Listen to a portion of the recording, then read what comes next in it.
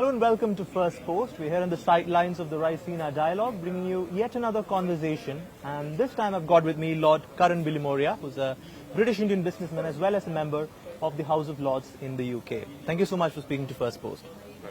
I know you're a big proponent of the free trade agreement between India and the UK. We've seen the EU, the European Union, as well as the United States set a deadline to complete their negotiations by the end of this year. The UK and India do not have such a deadline yet. Do you think that's an admission of how difficult this talk and this conversation is going to be? Deadlines in this free trade agreement have been set by prime ministers like Boris Johnson. We'll get it done by Diwali. We've had 3 Diwalis and the deal is not done. I was proud to be the first Indian and the first ethnic minority president of the Confederation of British Industry, the CBI, the equivalent of CII here in India. And the negotiations started during my presidency in 2022. Here we are 3 years later, over 14 rounds of negotiation, and we still have not signed this deal. I was involved with the UK-Australia deal, done. UK-New Zealand deal, done. This one is still not done. And my plea to Prime Minister Narendra Modi and to Prime Minister Keir Starmer is get this deal done now. Because in business, things get done when there's a deadline. You work to the deadline and you get it done. Here, there is no official deadline. And of course, what is happening is the best is becoming the enemy of the good. What we need to do is sign a deal. It may not be the perfect deal, but it should be good enough for us to get on with it. Because when this deal is done, it'll make a big difference. And I'll tell you why. At the moment, the UK and India, 5th and 6th largest economies in the world, India is only the 12th largest trading partner of the UK. That is not how it should be. India should be one of the top 3 trading partners of the UK. At the moment, our bilateral trade is about $50 billion in goods and services both ways. If we sign this FTA, I believe it will enhance trade, it will enhance investment, and it will advance business both ways, and that 50 billion will double to 100 billion very quickly. So let's do it to the benefit of both countries, benefit of both economies, benefit of both businesses, and both countries' people. What do you think is that point of difference here that is not allowing these countries to strike this deal? Is it the lack of a political will, or do you think it's more about the financial aspect of it? There's very much a political will to do it. It is a question of a few areas that need to be resolved to sign. I believe the majority of it has been agreed, and it's just a few items that are holding it up. And where there's a will, there's a way. If they can just get round the table and sort out those few items, we can sign this deal very soon. I mentioned that India is trying to sign a free trade deal with the EU and the US as well. And a big reason for that push is what Donald Trump is doing in the US. How big of a factor do you think is Trump and his tariffs in pushing India and the UK towards signing a deal? I think that should happen regardless of what Donald Trump does or what America does. This is a bilateral free trade agreement between the UK and India, and it should stand on its own. And whatever happens, it should be done. That's a different matter altogether. Now, let's talk about the political side of the relationship a bit. Mr. Jaishankar was in the UK recently, and everything went well, but one eyesore that we saw during that visit was that security breach when he was at the Chatham House, where a couple of protesters rushed his car. That once again brought forward some of India's concerns about the Khalistan issue in the UK. How do you assess the UK government's approach to this issue? Do you think more could be done from London?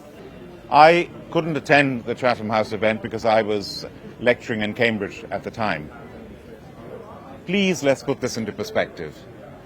This was one incident in a visit that was overall a huge success. Dr. Jaishankar's visit to the UK, where he opened a consulate in Manchester. He opened a consulate in Northern Ireland. He spent one-to-one time with his counterpart, our Foreign Secretary, David Lammy, which went off extremely well. Our relationship is fantastic.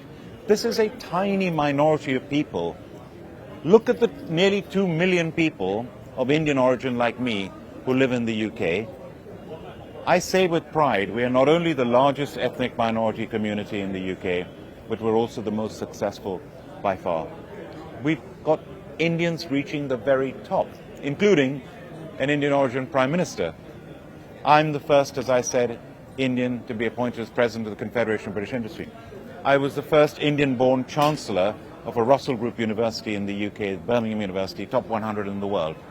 So Britain has given us these wonderful opportunities. We are doing very well.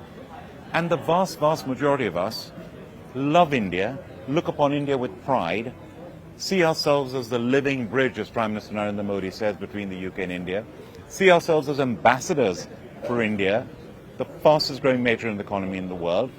People like me, I co-chair the all-party parliamentary group on India in Parliament. I believe India will be the biggest economy in the world by 2060. That is what we feel. Please don't, the small minority of people, the bigger picture, the more important picture is what you should be looking at. I largely agree with what you're saying here, but there are those in India who say that this is not really a minor issue when the sovereignty and the territorial integrity of India is being questioned by certain people in Britain. So do you think more can be said, perhaps vocally, to condemn what is happening with perspective to Khalistan in the UK? Everyone condemned the attack on the Indian High Commission. That is completely unacceptable. There was unanimous condemnation for that, and it should not have been allowed to happen to start off with. So lessons have been learned, and we do need to be very strict on this. Now, there's also a lot of confusion right now about the UK's China policy, because the Politico is reporting that perhaps Prime Minister Keir Starmer is planning a visit to Beijing himself. But then last week we heard the Foreign Secretary say that China's actions in the South China Sea are unacceptable. Do you think there's a bit of confusion in London vis-a-vis China and the policy? The reality is, whether it's India or whether it's the UK or whether it's the United States of America, we all do a lot of trade with China. With India, the figure is over $100 billion a year of bilateral trade. With the UK, it's £100 billion worth of trade with China. So it is one of our biggest trading partners. And we trade with China, but we trade with our eyes wide open, and we take a stance on the issues that we do not agree with in terms of what is happening in China, and we are open and vocal about that. But the reality is we do have to do business with China. What about one of the UK's most important partners, which is the United States? Now, Donald Trump has been threatening tariffs on everyone, allies, rivals, everyone. Are you scared about the sort of impact this could have on the UK economy right now? The UK's biggest trading partner by far is the European Union. At our doorstep, Brexit was a huge mistake. It was an act of self-harm, self-inflicted self-harm that should never have happened. But it's happened. In spite of Brexit, the EU is still over 40% of the UK's trade, exports, imports, goods, services. So that we need to get closer and closer to the EU, which I think will happen over the coming years.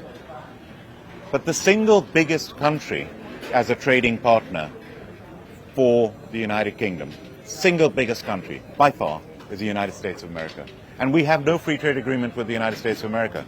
And in fact, we have a surplus, the UK, in trade in goods and services with America, predominantly because services where the UK is very strong. So it's a very important trading partner for us. And I do hope that we will not have tariffs inflicted on us in a big way. And we've had a special relationship with the United States historically. We've always been seen as a bridge to the European Union by the United States and by India. We're seen as the gateway to the European Union. We're a European country. We may not be members of the EU now, but we're very much part of Europe. And so to that extent, we have this ability. And Prime Minister Keir Starmer has been absolutely brilliant over the past few weeks in stepping up to try and build bridges in a very challenging scenario. I saw that meeting between Keir Starmer and President Trump at the White House. He was carrying that letter from King Charles and inviting him for a second state visit, which is unprecedented. Would you say that the UK is flirting with flattery as a sort of approach to Donald Trump? Does that work? What is very clear is the UK, countries like the UK, countries like India, we are very fortunate to have a wonderful combination of hard and soft power. And in the UK, the elements of our soft power are wonderful. We have institutions like the BBC that is watched and listened to by 500 million people every week. We have Premier League football. Our top teams are followed by hundreds of millions of people around the world. We have our universities, the best in the world, along with the United States of America. And we have our royal family. I mean, when Her Majesty Queen Elizabeth II passed away, Britain mourned because we loved our Queen. What I didn't realize is the whole world respected Her Majesty the Queen as a wonderful service leader. And now we have His Majesty the King, King Charles III, who is again loved and respected globally. And so when he offers an invitation, it is taken very seriously. And Donald Trump is very proud of his Scottish heritage. His mother is Scottish. He owns property in Scotland. He loves the United Kingdom. So, of course, an invitation from His Majesty King, and I happened to be with His Majesty King in the UK at that time when this happened. It was very well received. And I'm not surprised, because Donald Trump genuinely respects the royal family and His Majesty the King. You spoke about the UK being a bridge between the United States and the EU, and that is, of course, a best-case scenario. But I'm thinking about a different scenario in which the US isolates itself and rolls back its transatlantic commitments, and the European Union gangs up to defend itself and wean off its independence on the US. Which makes me wonder, wouldn't the UK be left stranded in the middle with nowhere to go? Let's again step back and look at this. The European Union, if you take the UK and the European Union together, got 500 million people. The combined GDP of the UK and the EU, the United States is bigger as an economy than the whole of the EU and the UK put together. That of 350 million people. That is how strong and powerful the United States is. So we must not forget the United States is a giant superpower in every way. And we must be good friends with the United States.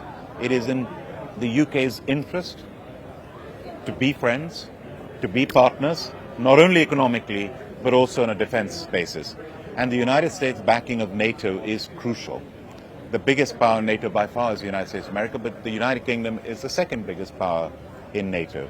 And NATO is very strong. I mean, that Article 5, where an attack on one NATO member, and it could be a small NATO member, an attack there will be defended by all NATO members. And the only time Article 5 has been used is after 9/11 in Afghanistan. It's never been used before or since. Defense expenditure. I spoke in the House of Lords on the 70th anniversary of NATO in 2019. I was the only peer who said we should increase our defense expenditure at that time from 2% to 3% of GDP. Now we've committed to 2.5%, and we said we're going to get to 3%. I said this 6 years ago. So Donald Trump in his first term was right to say to NATO members, come on, step up to the plate. We're contributing a huge amount. You need to do your bare minimum of 2%. And now, with the uncertainty of the world, it needs to be even higher. So the strength of NATO is very important, not just for European security, but for global security. You spoke about the nuclear umbrella. That's actually interesting. The French have offered to share their nuclear umbrella with the Europeans, or at least open a discussion on that. But the UK does depend on the US for elements of its nuclear program. So would London be open maybe to sharing their nukes? What do you think about that? We've always been very open that a UK's nuclear deterrent is for the benefits of the whole of NATO, and therefore for the European members of NATO. So there's no question about it. There's never been any argument. So would you say that London is willing to extend its nuclear umbrella to say a Warsaw or a Vilnius? Is that something that the UK government is okay with? As things stand, the UK's nuclear capability is for the benefit of the whole of NATO. Finally, just a question on Elon Musk, since he seems to have a lot of things to say about UK politics right now. We talked about hard power. This is a very different sort of politics with Elon Musk and X and what he does with foreign interference. Would you call that meddling, or is it just a billionaire just shooting off on Twitter? We have very different political systems in the United States and the UK. In our case, both countries have their civil service, but when it comes to the executive, members of our cabinet and our ministers are basically members of parliament, whereas in America, they're not. So there's a big difference there, and we as parliamentarians are accountable to Parliament. We are constantly challenging government, and it's a different system. And he can say whatever he wants to. There's free speech, so he says what he wants to, and he owns X and Twitter. But when he uses that megaphone to endorse parties like, say, the far-right AFD in Germany, or certain political parties even in the UK, does that make you uncomfortable? He is entitled to his views. Well said, and we'll wrap on that. Thank you so much for joining us on First Post. Firstpost brings you the Ideas Pod at the Raisina Dialogue 2025, the largest gathering of global policymakers, thought leaders, and innovators, now on the fastest-growing international news platform. Big ideas, big debates, big impact. Only at the Ideas Pod. Firstpost gives you front-row access to the conversations that matter most. The Ideas Pod. Raisina Dialogue 2025 on Firstpost.